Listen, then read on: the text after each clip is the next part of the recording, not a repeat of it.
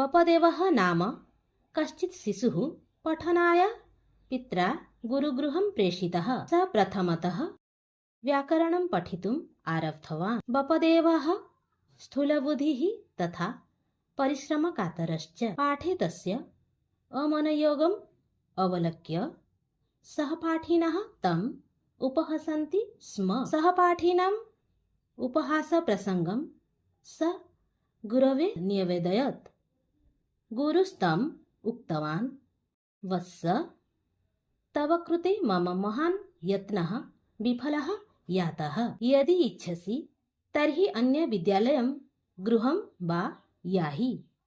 एतत् श्रुत्वा बपदेवेन चिन्तितम्, अन्यत्र गमनेन को लाभः? मूर्खे, मयि पिता माता वा स्नेहं न करिष्यति। मम जीवनं धिक्। खिन्नमानसः स सरोवरं निकषा गत्वा पावच्छे उपविश्य चिन्तापरः अतिष्ठत्।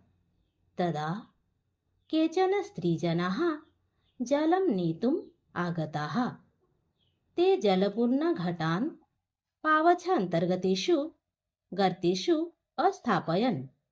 अथ बपदेवः एक स्त्रीजनम् अपृच्छत्, मातः, घटस्थापनार्थम् एतानि गर्तानि निर्मितानि किम्?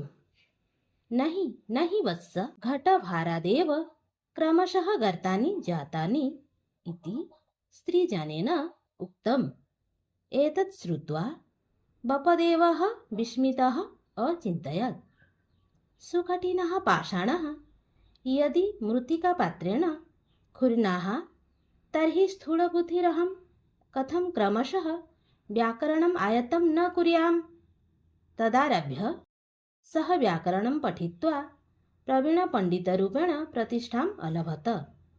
साधु उक्तम्, उद्यमेन हि सिद्ध्यन्ति कार्याणि न मनरथैः।